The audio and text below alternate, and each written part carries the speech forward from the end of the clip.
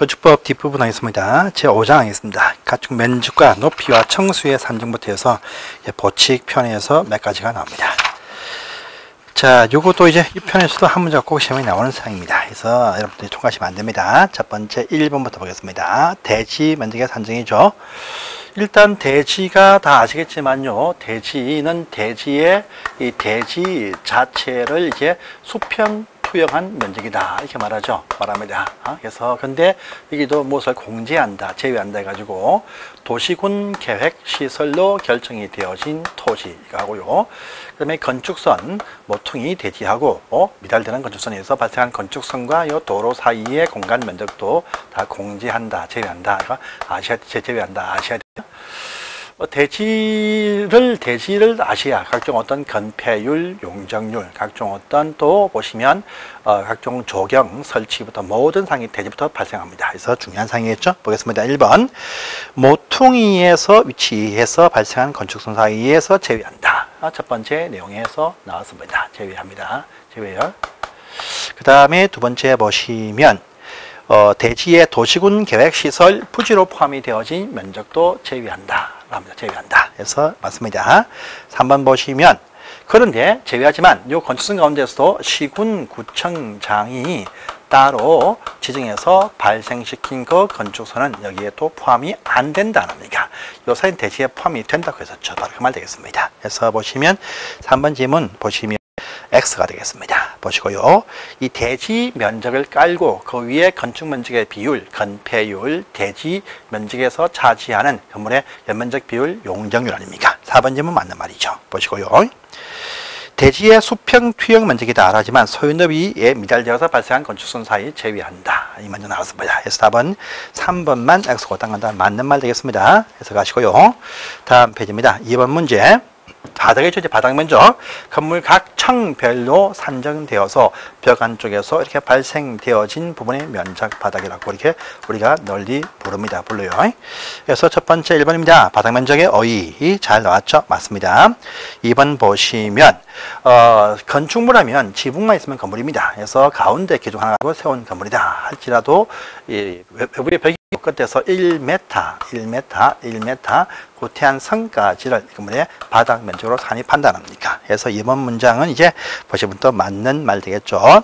3번 보시면 발코니는 벽 밖에 형성이 되어진 공간입니다. 발코니. 그렇죠. 이럴 때 보시면 가장 긴 벽에서 직선거리 1.5m까지를 곱한 값은 빼준다. 공제해줍니다. 해주고 남는 부분들이 바닥 면적에 더해진다. 이렇게 말하죠. 그래서 이것도 맞는 말이죠. 그래서 보시고요.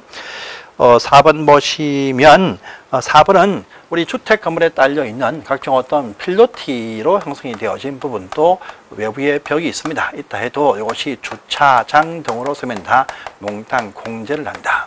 또 이 건물 자체가 공동주택 건물에 딸려 있으면 전부 다 몽땅 공제를 한다는 겁니까? 그래서 보시면 하나요 때문에 X인 것이죠. 4번 X네요. 공동주택의 지상층에 설치되어진 어떤 조경시설, 기계실, 놀이터, 그 다음에 생활 폐기물 등 다 공제한다는 겁니까? 그래서 보시면 이번은 또 맞는 말입니다. 그래서 보시고 3번 문제 건폐율 하면 대지가 차지하는 건축 면적의 비율이다 해서 맞죠? 2번 보시면 용적률은 대지 면적에 대한 면적 비율 맞습니다. 맞고요. 건폐율과 용적률의 그 최대 한도는 국토계획법에 있는 여러분들 흔히 외우셨던 55, 66, 57 등의 그 비율에 따릅니다. 그래서 3번 질문 맞습니다. 그런데 이 건축법이 그 비율을 강화할 수도 있고 완화할 수도 있습니다. 할 수 없다. X 할 수가 있습니다. 그래서 4번 질문 X네요. 자, 일조권을 위해서 높이가 제한되기도 한다. 당연한 말 되겠습니다. 그래서 다 맞는 말인데 4번만 X인 것입니다. 그래서 보시고요.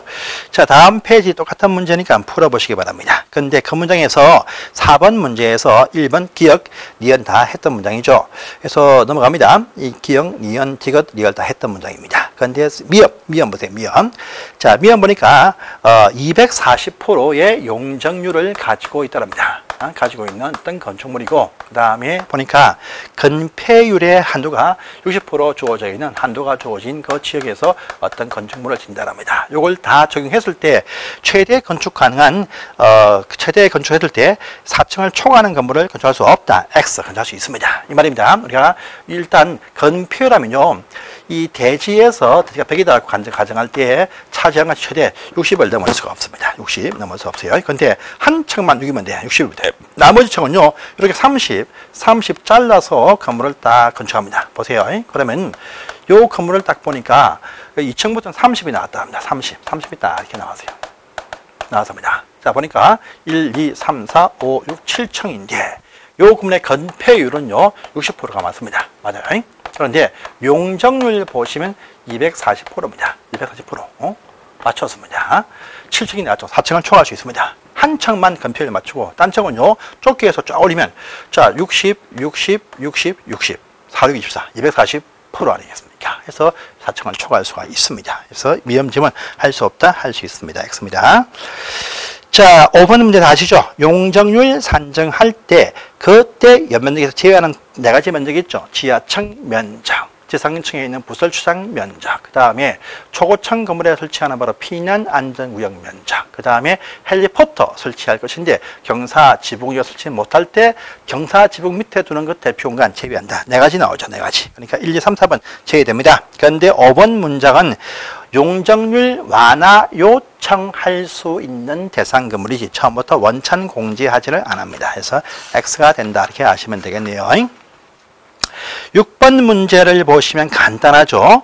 해당 건물에 현재 주어져 있는 이쪽 지역에서의 최대 허용되는 용적률이 400%인데 이 상태에서 정축 가능한 시 얼마냐 이렇게 묻습니다. 그다음에 현재 이 건물의 용적률을 산정해야 됩니다.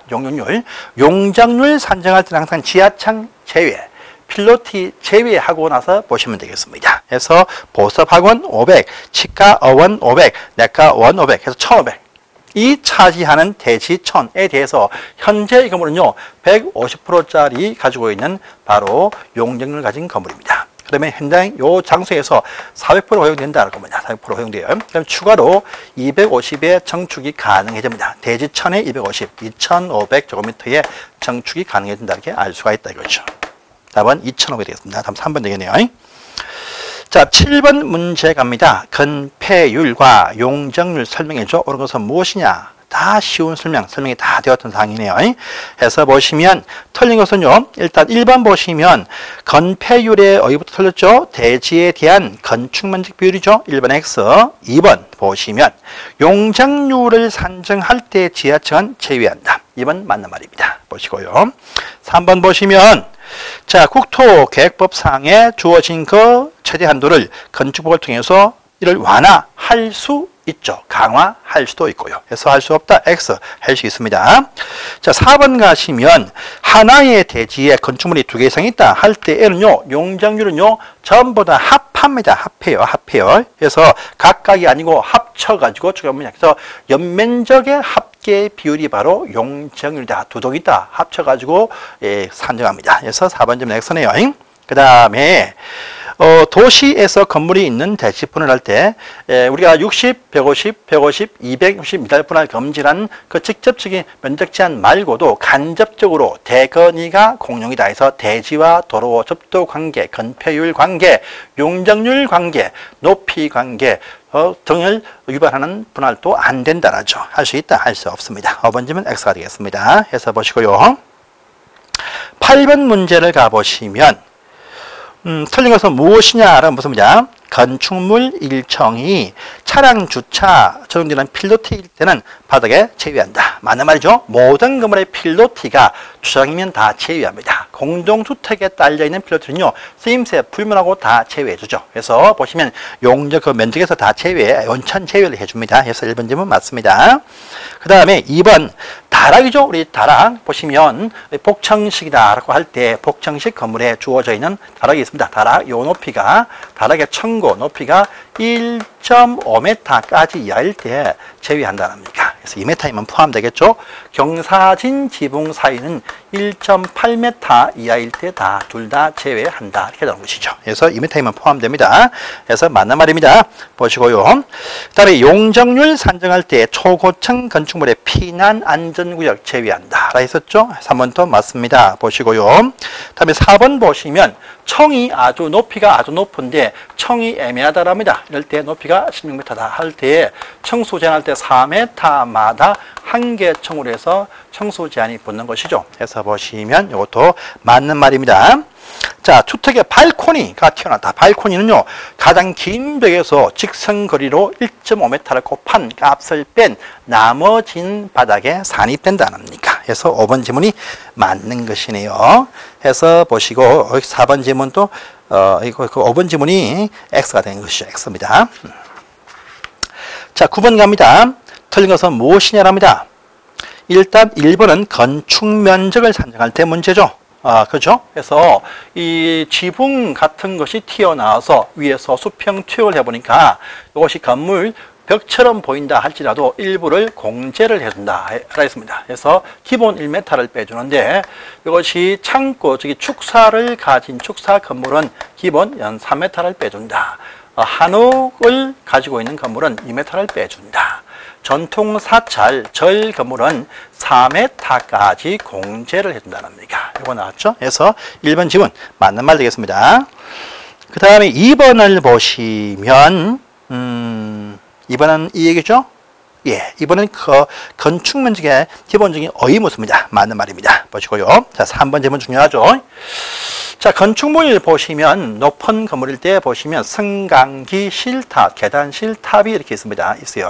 이럴 때 제일 상층부가 10층인데 이것도 1층, 2층이고 제일 상층부까지 높이가 얼마냐 하니까 40m인데 이 높이가 16m 이렇게 나오는 건물 또 나올 수 있습니다. 이럴 때 12층이냐 56이냐 애매합니다. 이럴 때 수평을 투영해 본다 했었죠. 해보니까 요 건축 면적이 보일 것이고 옥상의 탑 면적이 보일 것입니다. 이럴 때에 보시면 가장 넓게 보이는 요 건축 면적에 비교해서 탑의 면적을 비교를 해본다.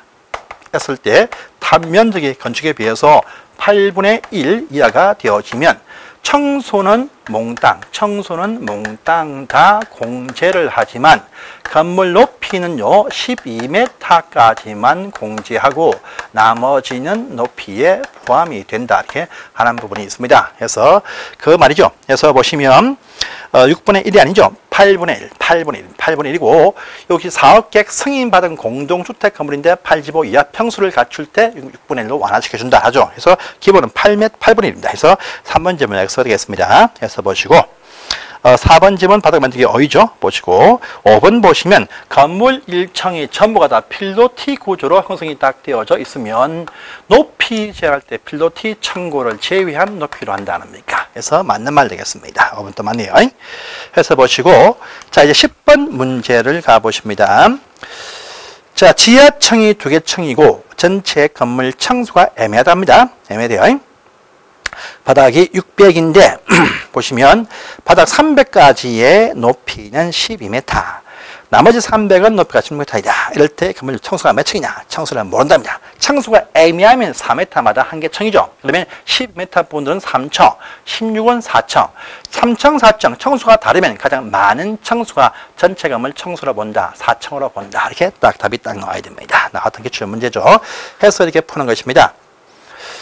자, 11번은 이제 풀어볼까요? 한번요. 11번입니다. 자, 용적률 산정을 하죠. 항상 용적률 산정할 때 얼마냐 물으면요. 무조건 지하층은 다 빼세요.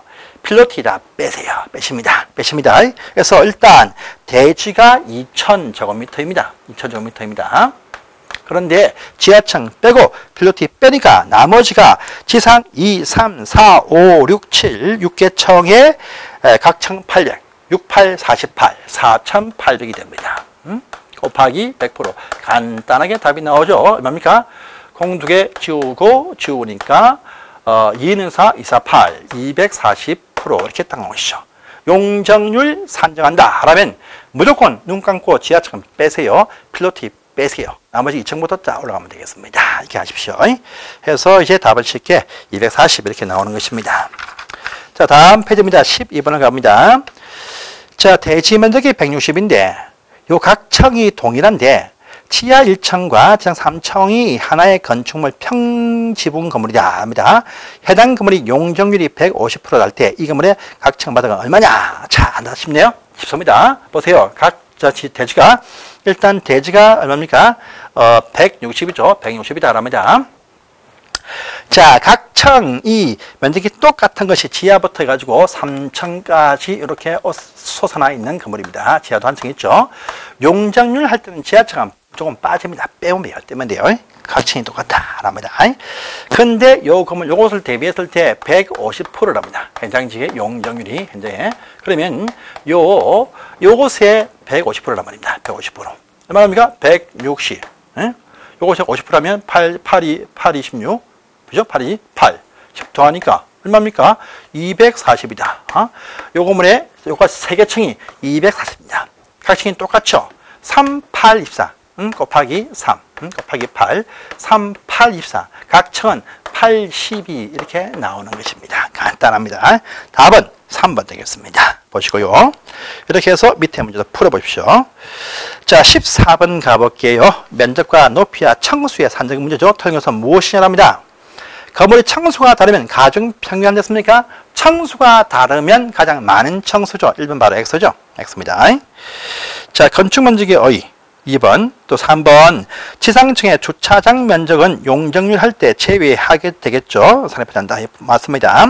지하층은 청수에 당연히 포함이 안 되죠. 4번 맞습니다. 또 층이 애매하면 한 층을 4m로 본다. 5번 질문도 맞다. 이렇게 보시면 되겠습니다. 자, 15번 가볼까요? 오는 것을 모두 답하라 되어 있습니다. 기억. 공동주택의 지상층에 설치하는 전기실, 기계실, 조경, 놀이터, 생활 폐기물 다 공제하죠. 해서 1번 맞습니다. 기억 맞습니다. 자, 그 다음에 니은 보니까 용적률 산정할 때 부속 용도로서 주차장 선의 면적 포함한다. 제외했죠. 제외. 니은 X겠죠. 그 다음에 청수가 다르면 많은 청수를 본다 해서 이것도 맞네요. 기억과 이것이겠네. 답안. 맞죠?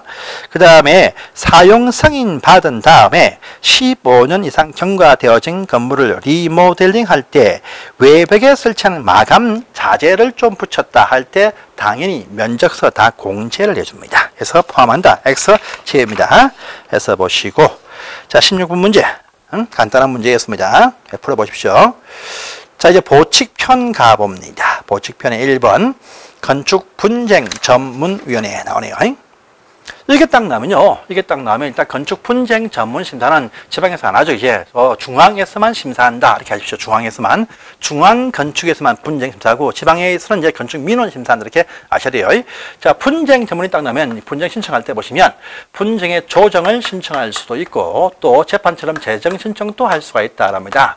이쪽은 당사 누구나 일방 측에서 신청할 수 있고 또 재정은 합의가 되어야 신청을 할 수 있다. 이렇게 되어져 있습니다. 자, 재정은 조정을 3명의 위원을 구성한다. 좀 5명이다. 좀 많이 구성하고 판관 추진이 1명 필요합니다. 신청하면 조정은 60일 내에 절차를 완료한다. 이쪽은 120일 내에 완료한다. 이렇게 하시고요.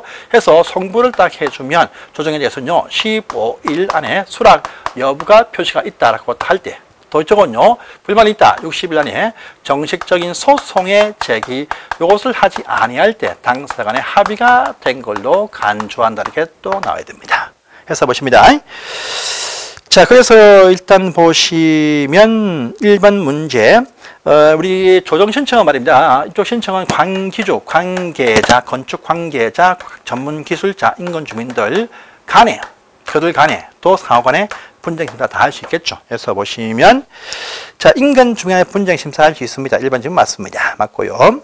조정은 1명 이상이 신청한다. 합의로 신청. 합의가 되어야 신청할 수 있다. 있었죠. 2번 질문도 맞습니다.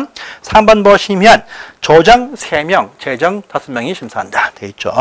4번 조정 안에 대해 수락했다라고 할 때는요. 재판상 화해 아니죠. 당사는 합의가 된 걸로 본다. 재판상 화해가 아닙니다. 그래서 이제 4번 질문 X네요. 그래서 보시고 분쟁 전문위의 위원들 형법상의 뇌물죄 적용합니다. 그래서 5번 질문 맞다. 이렇게 보십시오. 기타 02번입니다. 자, 하거나 승인의 취소 등 할 수 있고, 그 다음에 공사 중지 명령 등 할 수가 있습니다. 건축물의 사용 중지, 사용 제한 조치할 수 있고, 용도 변경에 관한 명령할 수 있습니다. 벌금 부과는 뭡니까? 고소를 해서 법원에서 결정해서 부과합니다. 그래서 이쪽은 X가 되겠죠? S 됩니다. 과태료 부과는 뭐라도 형법상의 처벌은 다 고소를 통해서 법원에서 결정합니다. 보시고요. 마지막 문제입니다. 이행 강제금이죠. 통해서 무엇이냐 합니다. 항상 이행 강제금을 부과할 때는 사전에 미리 경고장을 보내죠. 문서로서. 일반적으로 맞습니다. 보시고요. 자, 3번 보시면 연면적 85 이하 주구형 건축물과 등 일대 보시면 법정 강제금의 2분의 1까지 완화할 수가 있습니다. 그래서 맞고요. 자, 이미 또 4번 보시면 허가받지 않고 무허가 건물일 때 벌금 부과다. 벌금 부과를 해도 이행 강제금 부과됩니다. 행법상 처벌을 하는 것이고, 이에 따라서 불법되어진 그 건물 상태의 시정 요구를 통해서 명령 이행하지 아니할 때 강제금 부과한 것이죠. 그래서 형법상의 그 처벌과 별도로 해서 부과를 해야 됩니다. 할 수 있습니다. 그러니까 할 수 없다, 할 수 있습니다. 4번 질문 X네요. 부과하고 난 이후에 이행했다 할지라도 이미 부과한 것은 끝까지 징수한다라고 안 합니까? 그래서 5번 질문 맞다, 이렇게 또 하시면 되겠습니다. 여기까지 건축법이었습니다. 이제 다음 시간부터 하이포트를 보겠습니다. 감사합니다.